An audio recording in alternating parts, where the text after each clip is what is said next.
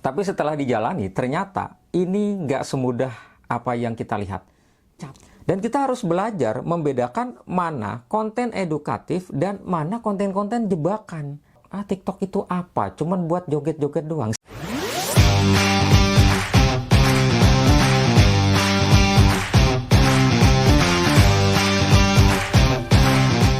Assalamualaikum warahmatullahi wabarakatuh. Ketemu kembali dengan saya Rian Panjalu di channel yang berbagi pengalaman, motivasi, dan inspirasi seputar dunia konten kreator pemula.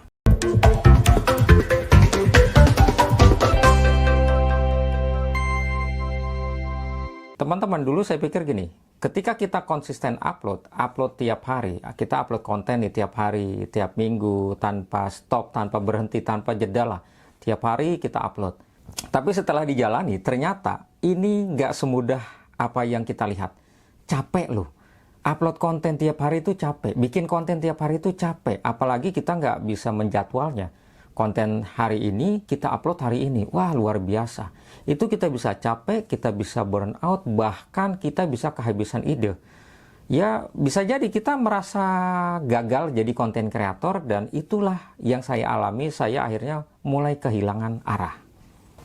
Sampai akhirnya saya sadar, ternyata jadi konten kreator itu bukan cuman soal kita upload setiap hari, tapi bagaimana kita belajar dan berkembang dan kita tahan dengan prosesnya. Mentalnya ini harus kuat, tahan banting lah. Dan dari titik balik itu, saya justru datang ke tempat yang dulu saya anggap remeh, yaitu TikTok. TikTok itu apa? Cuman buat joget-joget doang. Saya dulu nganggapnya begitu loh TikTok. Awalnya saya datang ke TikTok ini ya memang tujuannya cuan lah, karena dulu kan dianggap wah di TikTok ini bisa dapat penghasilan, bisa dapat duit. Tapi ternyata di luar ekspektasi, TikTok ini ternyata ini gudangnya ilmu loh. Ya, banyak konten kreator di TikTok ini yang membahas hal-hal yang lebih teknis dan strategis yang nggak saya temukan di platform lain. Ya, karena TikToknya ini kan basicnya konten-konten pendek ya. Nah, mulai dari situ saya akhirnya ya belajar bagaimana cara bikin hook biar orang ini nonton sampai habis konten-konten kita. Lalu juga ada penjelasan bagaimana FYP itu seperti apa, algoritma TikTok itu bagaimana, walaupun memang pasti ada perbedaan lah di situ. Dan ada satu lagi, ternyata di TikTok ini kan ada afiliator. Bagaimana sih cara menjadi afiliator? Affiliate ini seperti apa? Yang efektif ini seperti apa?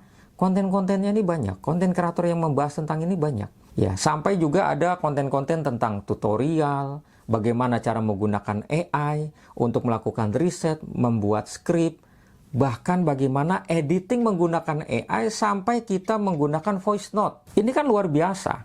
Ya, konten-konten pendek tapi apa ya? Singkat tapi to the point. Dan ini ilmu yang sangat mahal, ini sangat berharga menurut saya. Ternyata bukan cuma itu saja. Di TikTok ini banyak konten-konten yang membahas tentang public speaking, editing, storytelling, dan bagaimana kita membentuk personal branding. Kalau kita mau memanfaatkan TikTok ini sebagai tempat belajar, ilmunya ini luas banget. Banyak banget. Konten-konten edukasi itu banyak banget. Edukasi, tutorial, ya dan lain sebagainya lah. Nah, ini tergantung kalian mau memanfaatkannya atau tidak. Dan dari situ saya belajar bahwa jadi konten kreator itu bukan cuma soal kita cuap-cuap di depan kamera. Tapi kita harus tahu ilmu dasar konten itu seperti apa. Kita harus merancang ya, cerita. Itu nggak mudah.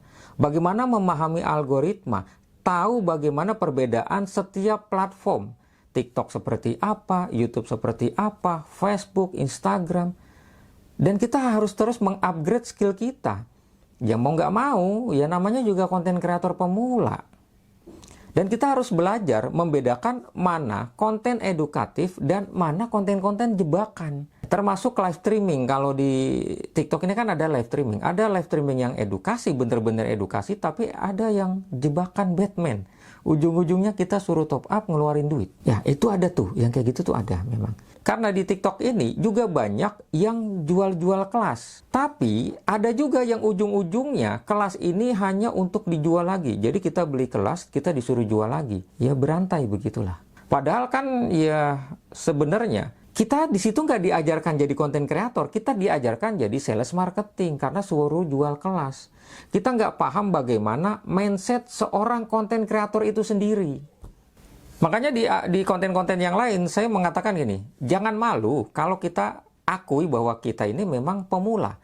Kita ini konten kreator pemula yang masih terus belajar. Kita masih terus melakukan trial and error, masih uji coba, masih mencari-cari jati diri lah, jati akun lah gitu. Dan itu wajar.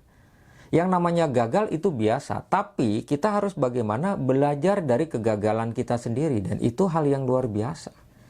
Dan justru di TikTok ini yang baru saya sadari, ya kalau kita mentok di YouTube dan coba masuk ke TikTok, bukan buat viral-viral doang, tapi kita buat belajar.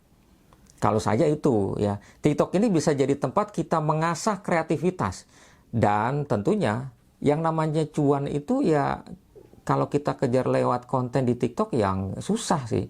Karena TikTok nggak berbayar konten-konten kita. Tapi kalau di YouTube ya. Jadi belajarnya di TikTok ya, kita trial and error, kita melakukan analisa, riset, dan matangnya itu nanti di YouTube.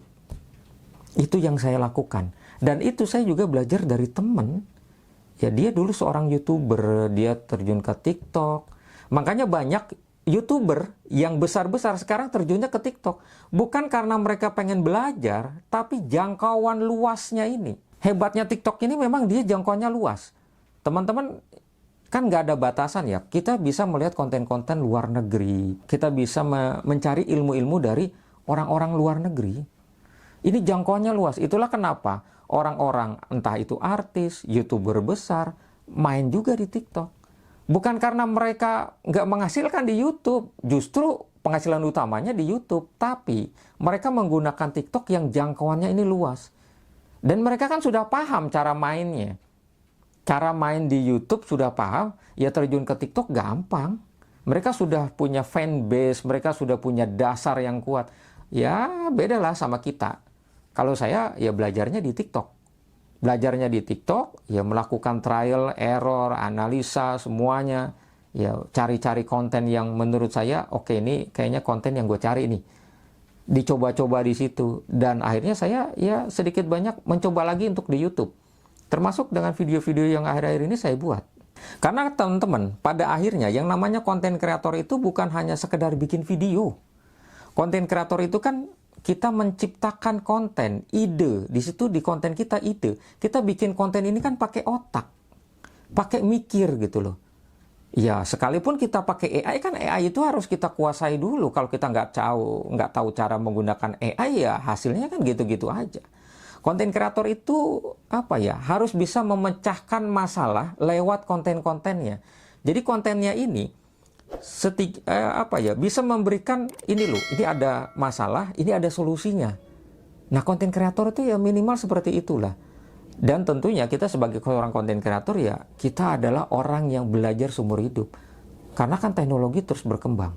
Yang namanya platform pasti terus memperbaharui algoritmanya, cara mainnya. Dan itu kita pelajari lagi tentunya.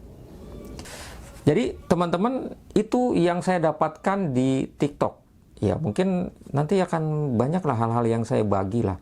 Termasuk bagaimana ya saya trial and error. Memang akun saya di TikTok ya nggak besar-besar banget. Karena saya trial and error terus di situ. Dan memang di TikTok ini agak kompleks ya. Tapi setidaknya teman-teman, saya banyak belajar. Dan ini saya terapkan di YouTube, ya mudah-mudahan berhasil lah gitu. Ya memang ini channel sudah monetisasi, tapi monetisasinya dulu saya kan nggak tahu ilmunya, nggak tahu apa-apa. Akhirnya ya saya belajar lah. Jadi teman-teman ingat, kita harus terus belajar dan terus berkarya. Itu saja, terima kasih. Wassalamualaikum warahmatullahi wabarakatuh.